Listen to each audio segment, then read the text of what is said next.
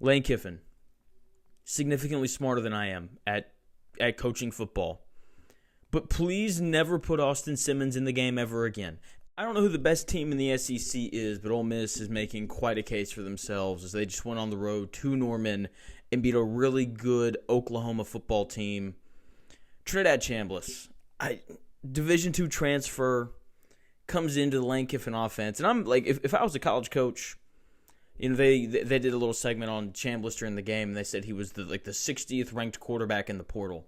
I think as soon as Ole Miss offers that guy, I think everybody else just has to offer him because Lane Kiffin just understands offense as well as anyone in the country. And this Oklahoma defense is really good. I understand that they hadn't faced any of the best offenses in the country. Michigan had been the best offense that they had seen all year before the game.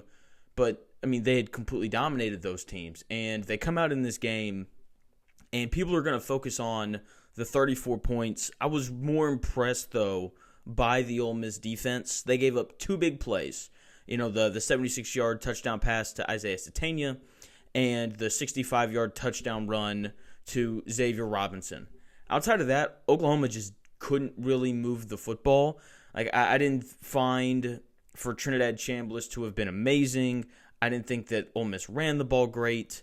But the difference in the game was Ole Miss's defense on a down-to-down basis was better than Oklahoma's. John Mateer really struggled, 17 of 31 passing. That's barely 50%. Only 220 yards, one touchdown. They didn't allow him to get outside of the pocket and scramble and create plays that way. Only 13 carries for 17 yards. And then you compare that to Trinidad Chambliss, who hit a couple big plays down the field as well. 24 of 44 for 314 yards and a touchdown.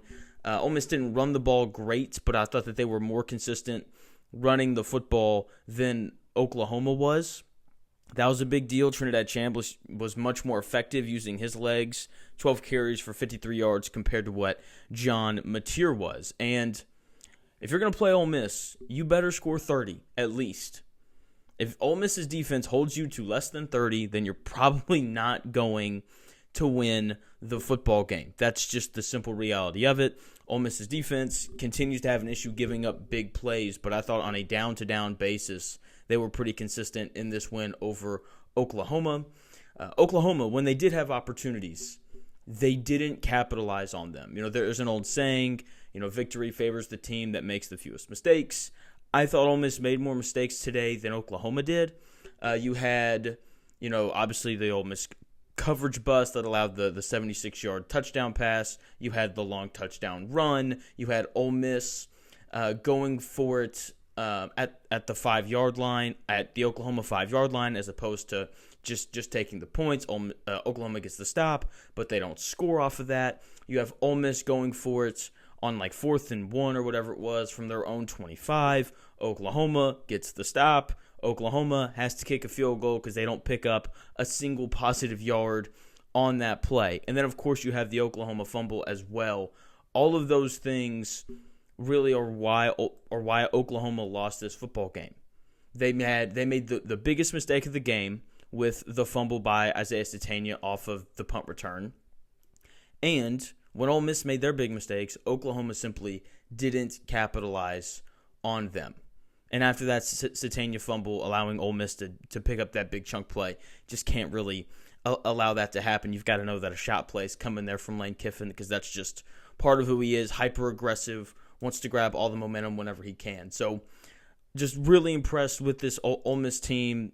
They should make the playoff. They should likely be in the SEC championship game. The rest of their schedule is not very tough. South Carolina, when Lenore Sellers plays, they're kind of a tough out, but it's a very winnable game. And then they're going to play the Citadel. They should cruise in that one. And then they're going to beat Florida. And then they're going to close it out with a Mississippi State team that can really score. But they should win out. That's what should happen. 11-1, probably wind up in Atlanta in the SEC title game, and they definitely advance to the college football playoff. Oklahoma, their college football playoff chances are not dead. They go on the road to Tennessee. You win that one, you go on the road to Alabama. You win that one, and then you beat Missouri at home. And then you beat LSU. Jeez, man, the rest of that schedule is brutal. If they win out, then they're a playoff team just because of how many good wins they'll have. I don't think that the Michigan and Auburn wins are impressive, but these last 4 games, if they beat Tennessee and Alabama, like those are 2, I think, very impressive wins. You throw Missouri and LSU in on top of it, plus a win over Michigan, then you feel really good about the Oklahoma resume despite the 2 losses to Texas and Ole Miss. So still a chance for Oklahoma. Do they win all those games? Probably not. Let's say they go 3-1. They finish the year at 9-3. They'll need a little bit of help. They'll have the wins for it, no bad losses. So we'll see. So there's still an outside chance for them. So Ole Miss, welcome to the playoff. Oklahoma, good luck. Last note here on Ole Miss. Lane Kiffin, significantly smarter than I am at coaching football.